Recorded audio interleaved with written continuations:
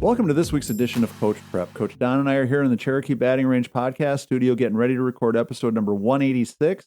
We're going to talk about coaches. We need to really be clear with our players about what their weaknesses are so we can make sure they're working on the right stuff. Something that I think is a really glaring weakness, and we're going to need to make sure that we address that. Before we get into that discussion, let's talk about our sponsor, the Anderson Bat Company. Everything Fast Pitch is very proud to have Anderson Bat Company as our presenting sponsor. Anderson Bat Company is using the latest and greatest bat technology to corner the market in the fast pitch world. They have the -9 Rocket Tech, the -10 Carbon, and the -11 Carbon Light. Anderson Bat Company is using this technology to put a high-performing bat in the hands of hitters that really know the difference between a good bat and a great bat. We're also working with Anderson to provide a discount for all of our listeners. Go to the Anderson Bat Company website and order your bats. Use the EFP20 discount, which is for everything fast pitch, and you'll get a 20% discount. And as always, please take advantage of that EFP20 discount. It's a great way for you to save an additional 20% and also help support the podcast at the same time. And it's already a great product at a great price, so that additional 20% makes it a no-brainer in my book. No, it's good product story, and they're coming out with glove line, all kinds of fun stuff. You got to go check it out. Yeah, so andersonbat.com and take advantage of that EFP20 discount. Also, if you can, become a patron. Go to patreon.com/everythingfastpitch. We want to say thank you very much to Foxfire72 is our newest patron, so we added another one this week. We still need to add more people to the patron list. If you're in a position where you can, if you see value in what we're doing, we would love for you to go to patreon.com/everythingfastpitch, become a patron. We're creeping up on that critical point of actually breaking even. We would love to be able to say that this podcast is self-supporting. If we can do that, I know Coach Don and I would both breathe a big sigh of relief. And I know, Tori, a lot of times the patron thing does help us cover all the monthly fees and needs and things like that. But also, too, it allows us to do some giveaways and things like that. So hopefully we'll have some more products to give to our patrons here soon. Yeah, we're looking forward to some more fun patron stuff, too. So, all right, so Don, one of the things that we talk about, it's one of the big topics in my blog series. If you haven't seen the blogs on the website, go to fastpitchprep.com. I've been doing a very long series about all the things that I believe are wrong with travel ball. And it's not really meant to make everybody mad, but it seems to be making everybody mad, and I'm okay with that, too. People think about This stuff. gives you something to think about. One of the things that is sort of the core underlying idea about many, many travel ball teams is that our players have to work on their own because we can't have enough practices to really work on all the stuff we need to in practice. So our players need to be practicing at the house. They need to be hitting on their own. They need to be going to the park with their friends or their parents or whatever to work on stuff. And while that's a really good idea, and we're always excited when players are working on their own, one of the things that I believe is the key ingredient that is not being used very often is the vast majority of players don't know what they should really be working on. There's an awful lot of kids, and our listeners all know somebody like this, and some of you, it's your kid, goes out in the garage every day and hits 50 or 60 or 100 balls. Sure. Every day they go out in the garage and they throw 25 or 50 or 100 pitches into the net. 2 or 3 times a week, they drag you out in the driveway and make you catch in front of the garage, and they throw 100, 150 pitches, whatever it is. And all of that stuff is great. But we also know what human nature is. And human nature is really the enemy for all of us as softball players and softball coaches. If nobody tells me different, if I don't know any better, I'm just going to keep doing what I'm already doing. I'm going to keep doing the stuff I'm already good at. And that's where this whole rubber meets the road in our philosophy that our players have to work on their own. Because if they're working on their own, but all they're doing is the same stuff that they're already doing, they're never addressing any of the weaknesses, and that's where we wanted to jump in today. No, I think that's super valid, Tori, and a lot of times when you'll go and watch kids that are even training in some of our sessions, stuff like that, you'll look at where all the balls go when they're setting up on a tee, and if all of the balls are all being pulled to left field, then that's the comfortable thing, that's what they enjoy, or that's what they do best, and to make note of that and to bring that to light kind of turns the light bulb on. They're like, oh, okay, maybe I should move around and focus on things that I'm not as good at, like you're saying, right, and create an environment where I can get better at things that I might otherwise not even address. So. Right. Well, and the human nature part of it is where we have to start, because obviously if I'm really good at something, doing it is a lot of fun. Sure. So if I'm really good at hitting that pitch right back up the middle into my bow net, and I do it and I hit it square and I hit it hard and I feel really good about it, take 50 swings, I come out of there thinking, dang, I'm a really good hitter. I crushed all 50 of those swings today. And you did. But think about it from the flip side. How many of the pitchers you face on a weekly basis are trying to throw you that belt-high meatball right down the middle? And every hitter that you've ever asked that question, once at least they've reached a certain point where the pitchers actually have some idea where it's going when they throw it, will admit that the pitcher never tries to throw it down the middle. We figured out how to hit the mistake well. Right. For that one time out of 10 or one time out of 20 or one time out of 1,000 that pitcher throws you that meatball right down the middle, the mistake, you're really, really good at hitting it.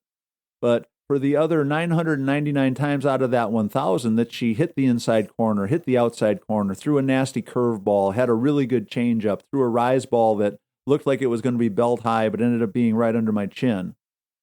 If all my practices are designed towards hitting that fat pitch right down the middle, I'm absolutely unprepared for any of those other things that are going to happen when I start playing games. And that's where our coaches need to step in. So why is this hard for so many coaches? Because no one likes to hear the stuff that they're not good at. I don't care how old you are. I don't care what it is that we're talking about. If you're a 40-year-old, 50-year-old person and you go to work and your supervisor calls you in and says, well, Don, I just needed to talk to you about this because your sales quota was a little bit low last month and we need to work a lot harder on contacting people in your region. We need to do a better job of reaching out to more customers. Well, of course you're going to be offended. Your feelings are going to be hurt. It could all be true. You could even know for yourself that your numbers are dropping. You even know for sure that you're not going to make as much money this month. You know all that stuff is true. But if nobody's going to hold me accountable for it, if nobody's going to challenge me on it, I'm usually going to just kind of let it slide a little bit, not worry about it as much as I need to, maybe not think about, well, what do I need to do to address it? Well, if we know if that's true of all of us in our adult life, what do we think is going on with our 11, 12, 13, 14, 15, 16-year-old softball player? It's very, very difficult for some coaches, but this is the first thing coaches have to do. We have to be able to sit down on a regular basis with the players that we're coaching and talk to them about stuff we need them to work on more. Now, that doesn't mean you go up to a player and say, Don, you really suck at hitting the inside pitch. You're so bad at hitting the inside pitch, it makes me want to get sick. Every time they pitch you inside and the way you swing at it or the way you miss it makes me want to, never coach another game of softball again. Be bad. But we can also kind of deliver that same message, but in a whole lot nicer package. Don, I noticed you're a little bit late on that inside pitch. This week when you're working on your training, let's work on getting that front foot down a little bit earlier and make sure that you're ready to get that barrel through. So this week when you're hitting, set the tee up so that you're simulating inside pitches. Well, coach, I don't know how to do that. Well, then, okay, let me just show you really quick. All you have to do is change your position a little bit. You can still hit into the bow net. You can still hit every ball square into the net. You don't have to worry about breaking any windows or breaking any lights in the garage. But this is how you work on hitting the inside pitch. Oh, well, I never knew how to do it that way, so that's why I never worked on it. Okay, so boom, we've just taken something that, from a coach's perspective, makes me want to cry every time I see it, and I've given a player the feedback they need in a pretty positive way about how to work on it. Well, same thing's true for the outside pitch. Same thing's true for a pitch that's high in the zone or low in the zone. Same thing's true for our pitchers. We don't have to personally attack them to tell them some things that they need to work on. And, we've talked a lot in the past, Don, and I know you always revert to it as the sandwich approach. Sure. So while you and I are talking about what I want you to work on this week, well, Don, you're doing a great job with that pitch down the middle. So I want you to, spend a little bit of time working on that, but I think you got that really pretty good now. So let's get a compliment. So great job on that pitch down the middle, but let's really focus this week on the inside pitch too, because I think more and more pitchers are going to start pitching you inside.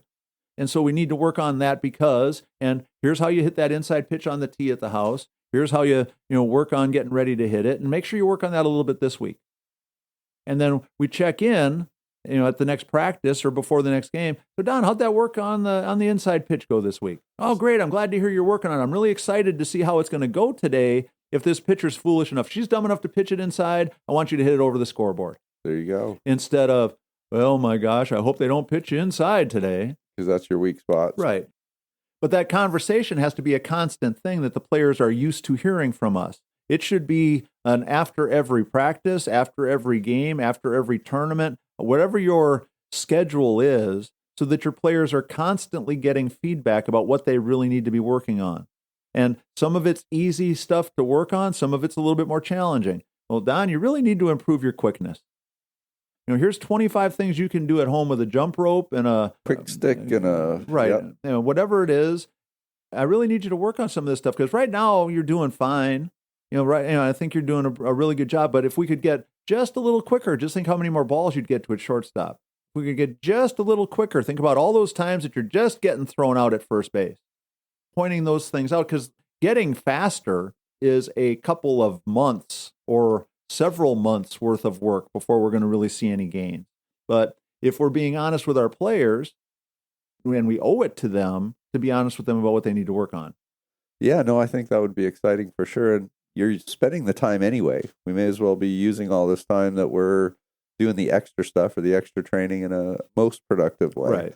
So this could utilize our extra time in a way that's going to really pay us dividends. Right. And the reality of it is, when I wrote the blog about what's wrong with travel ball, and I talk about this challenge of players working on their own. So that's the first one, is the kid that's really working hard but just not working on the right stuff. That's on the coaches to be more upfront and to be more transparent about what those strengths and weaknesses are, because those kids and be engaged in what they're doing. Right. And those kids will get something out of your honesty.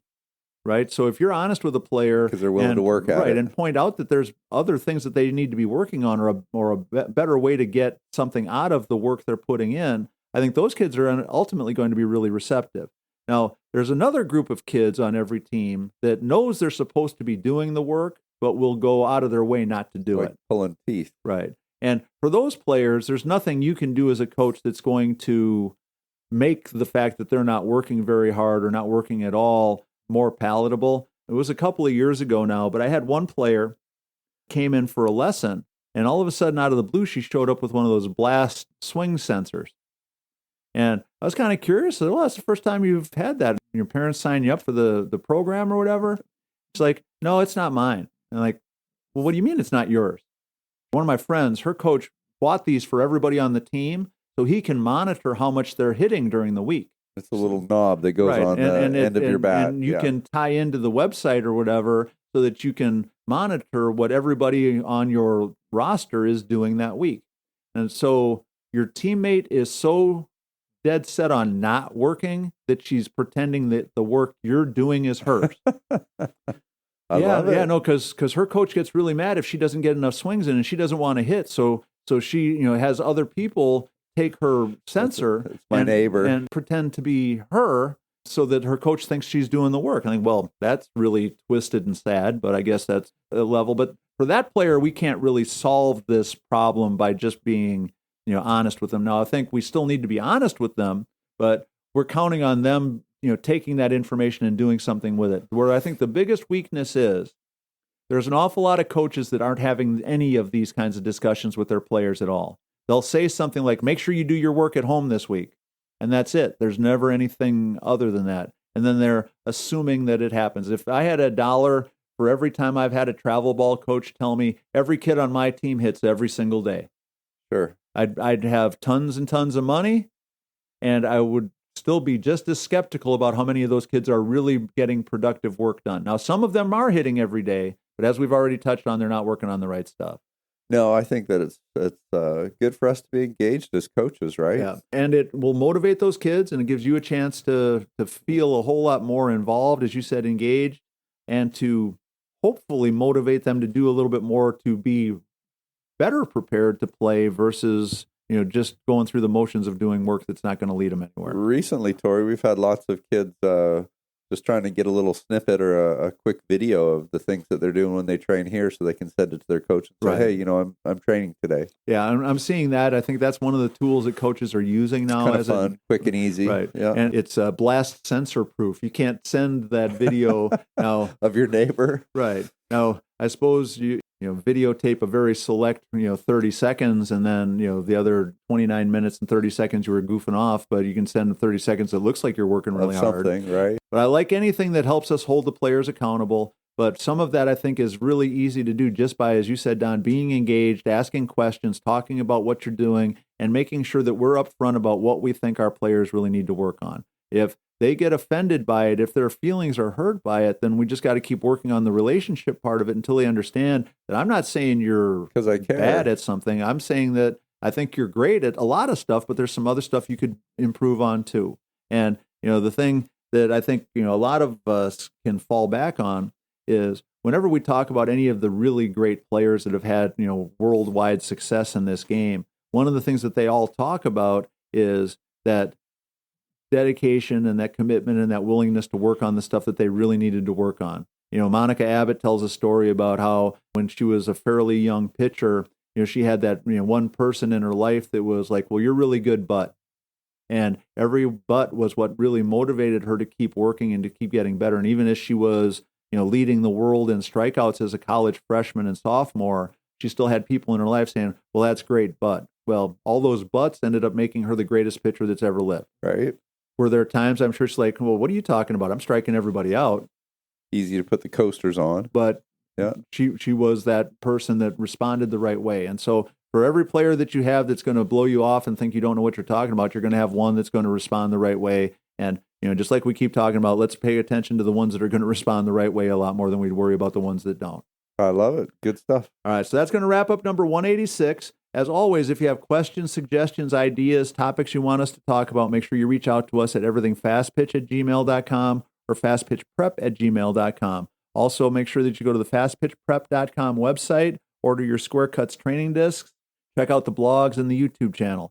Make sure you support our sponsor, the Anderson Bat Company, and if you can, become a patron. Go to patreon.com/everythingfastpitch. Coach Don and I really do appreciate and are very thankful to the patrons that we've had for all these years, but we need to keep encouraging more people to jump on board. And again, thank you very much, Foxfire72, for becoming our newest patrons. For Coach Don McKinley and our producer, Stan Lewis, this is Coach Torrey saying thanks for listening. We'll talk to you again next week.